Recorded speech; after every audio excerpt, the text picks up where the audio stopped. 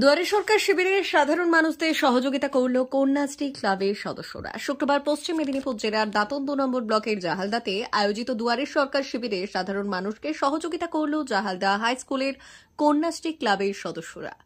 দুয়ারে সরকার শিবিরে সরকারি সুবিধা নিতে আসা সাধারণ মানুষদের ফর্ম ফিল আপ থেকে শুরু করে নানাবিধ সমস্যায় তাদের সহযোগিতা করে কন্যাশ্রী ক্লাবের ছাত্রীরা। বাল্যবিবাহ রোধে একটি নাটকও পরিবেশন করে তারা। এই দিনের শিবির পরিদর্শন করলেন দাঁতন 2 নম্বর ব্লকের বিডিও অভিরূপ ভট্টাচার্য, দাঁতন বিধানসভার বিধায়ক বিক্রম চন্দ্র প্রধান, বনভূমি কর্মাধ্যক্ষ ইফতেখার আলী সহ অন্যান্যরা। স্বনির্ভর দলের মহিলারা বিভিন্ন ধরনের স্টল দিয়েছিলেন এই দিনের এই শিবিরে। সরকারি সকল প্রকল্পের সুবিধা নিতে মানুষের ঢল নেমেছিল শিবিরে।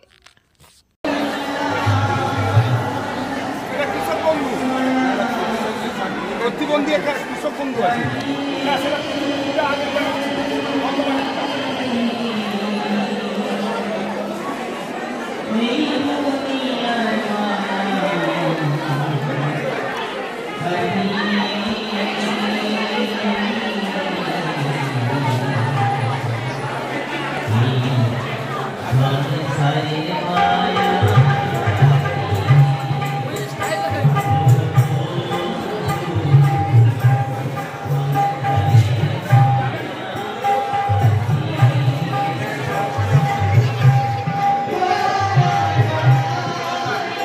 আমি বলি যে দুয়ারে সরকারটা ভারতবর্ষের অন্য কোনো রাজ্যে এই ধরনের কর্মসূচি নেই, একমাত্র বাংলাতে এই কর্মসূচি। এটা ছিল মাননীয় মুখ্যমন্ত্রী আমাদের নেত্রী, তিনি আগেই ঘোষণা করেছিলেন আমরা ক্ষমতায় ফিরলে যে মানুষকে সরকারের কাছে যেতে হয়, অফিসারের কাছে। কারণ গ্রামাঞ্চলের মানুষ গ্রাম থেকে হেঁটে গিয়ে ব্লকে বিডিওর কাছে যাবে, এবারে গ্রাম থেকে জেলাতে এইচডিও এবং ডিএম এর কাছে যাবে তার প্রয়োজনে। সেইটা মাননীয় মানবিক মুখ্যমন্ত্রী ঠিক করলেন যে না, আজকে সাধারণ গরিব মানুষ ডিএম এর কাছে আসবে না, এইচডিও এর কাছে একদম ছুটে আসবে না, বিডিওর কাছে যাবে না, তার ঘরের কাছে পঞ্চায়েতে ডিএম যাবে, এইচডিও যাবে, বিডিও যাবে। ওতে দুয়ারে সরকারের সব দপ্তরে এবারে আমাদের 37টা ইভেন্ট আছে, মানুষ এই পরিষেবা পাচ্ছে। এটা ভারতবর্ষের 1 নম্বর, অন্য কোনো রাজ্যে নেই। এবারে মানুষের যে সুযোগ সুবিধা যেটা বললে, যে মানুষের ঢল একটা উৎসবের আকারে এই কর্মসূচি চলছে, মানুষ এটা মেলার আকারে ভেবে নিয়েছে। এইবারে সমস্ত কিছু পরিষেবা একটা ছাতার তলায় তারা পেয়ে যাচ্ছে। এটাই হচ্ছে আমাদের সরকারের গর্বের প্রকল্প। বেশ কিছু জায়গায় বিক্ষিপ্ত ঘটনা ঘটেছে,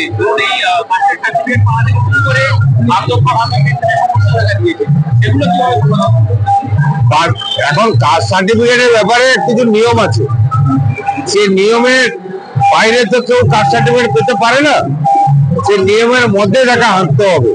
সেগুলো যদি যেটা অসুবিধা হচ্ছে এটা এমন কিছু অসুবিধা নয়।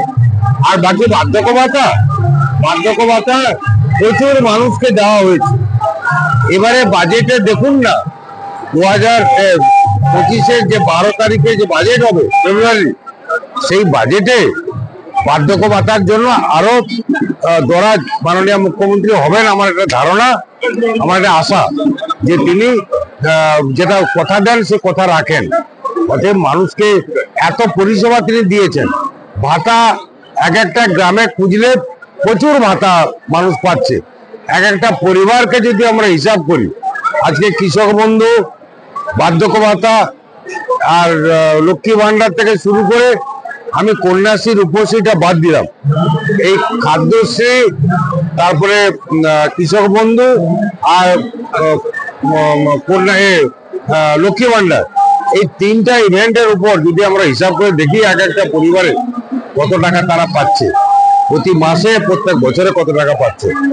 আমরা দেখেছি অনেক হিসাব করে 60 থেকে 70 হাজার টাকা এক একটা পরিবার পাচ্ছে। তো সেই জন্য আমাদের ভাতা বাকি যেটা বাকি আছে আস্তে আস্তে হবে এবং সবাই পেয়ে যেত।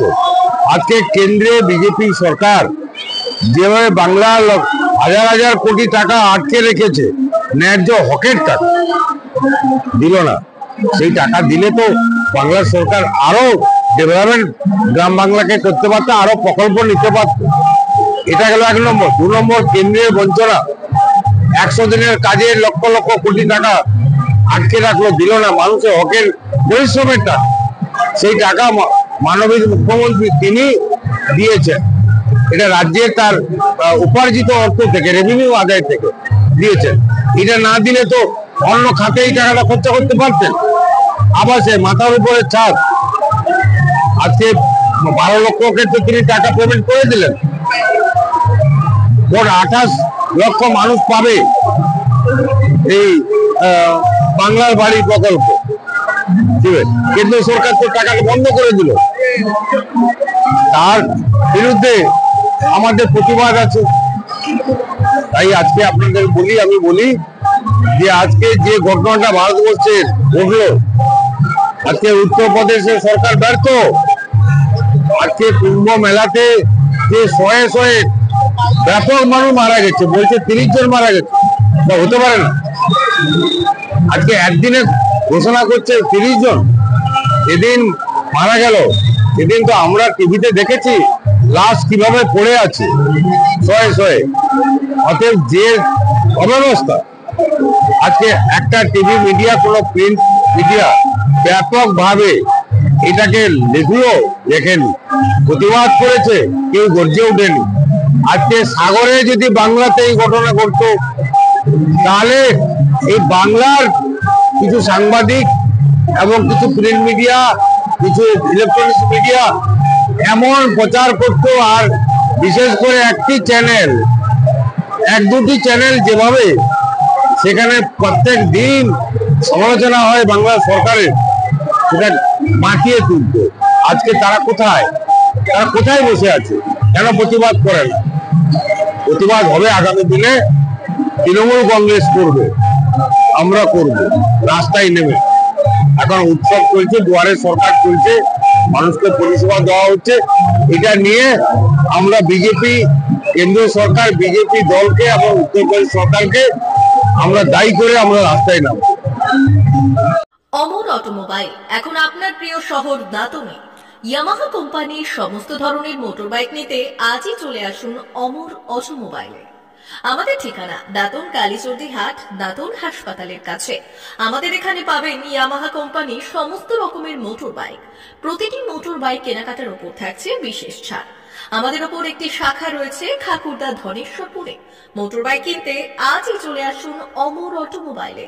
যোগাযোগ 9547232150 অথবা 6296512188।